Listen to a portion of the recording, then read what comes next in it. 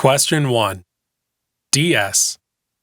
If a and b are positive integers, what is the value of a over b? Condition 1. 4 times a plus 7 times b equals 29. Condition 2. 6 times a equals 4 times b. Solution. Now we will solve this DS question using the variable approach. Common mistake type 4B.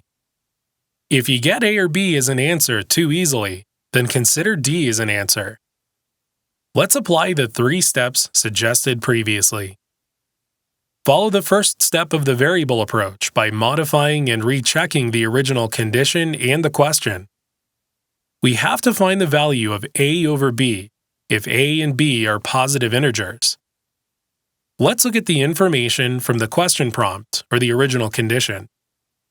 This is an integer question, and therefore one of the key questions.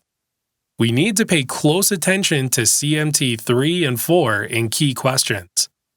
Also, the answer to this question will be in terms of a unique value of A over B, and therefore we apply CMT 2 to this question. Okay, there should only be one answer. Follow the second and third steps. From the original condition, we have 2 variables, a and b. To match the number of variables with the number of equations, we need 2 equations. Since conditions 1 and 2 will provide 1 equation each, C would most likely be the answer. Recall 3 principles, choose C as the most likely answer. Let's take a look at both conditions together. We get 4 times a plus 7 times b equals 29, and 6 times a equals 4 times b.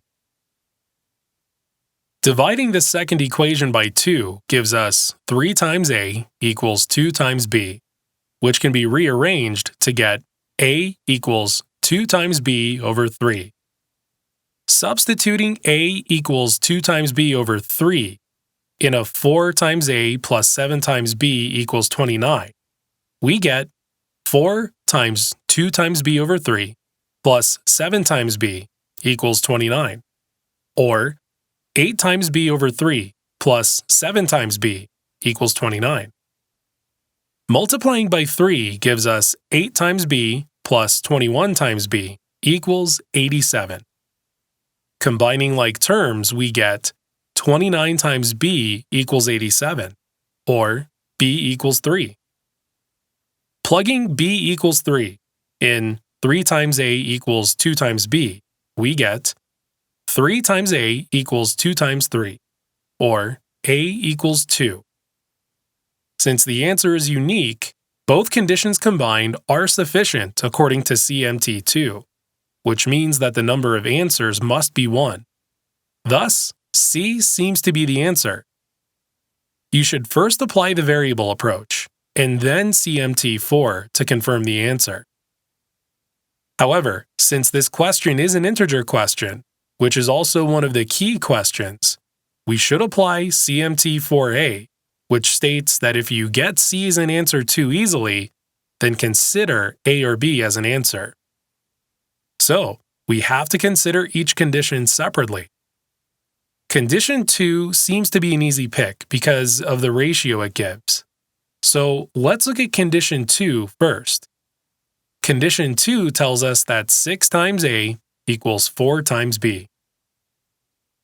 Since a and b are positive integers, let's divide the equality by 6 times b.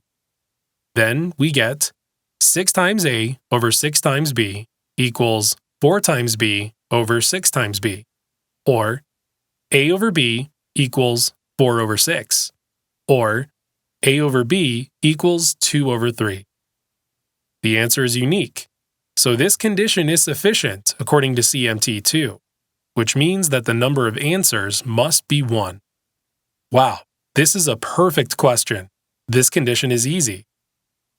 Now, condition 1 seems to be a bit intimidating and hard compared to condition 2, which is pretty easy. So we should look for CMT4B, which tells us that there is a greater probability that D is the answer. Condition 1 tells us that 4 times A plus 7 times B equals 29. Now, we may think that there may be many possible combinations of A and B, but the coefficients of A and B are relative primes, as 4 and 7 do not have any other common factor except 1. This, added to the restriction that A and B are positive integers, gives us reason to check for a unique answer. When B equals 3 and 4 times A plus 7 times B equals 29, we get a positive integer value for A, so A and B equals 2 and 3. So A over B equals 2 over 3. The answer is unique, and the condition is sufficient according to CMT2, which means that the number of answers must be 1. However, this condition is hard. The answer is D in this case. A relative prime doesn't mean that there is only one integer pair. Many pairs are possible, but it is likely that there would be only one pair. If the question has both C and D as its answer, then D is the answer rather than C, by the definition of DS questions. This question is a 50 to 51 level question and can be solved by using the relationship between the variable approach and common mistake type 3 and 4 A or B. Each condition alone is sufficient, so D is the correct answer. We have questions where both of the conditions are hard, and many of us would answer D, just because we are not able to solve the conditions. However, in some other questions, we can have one easy condition and one difficult condition. In these questions, we tend to answer A or B, depending on which condition is easy. But the actual answer in most of these cases is D. Answer: D.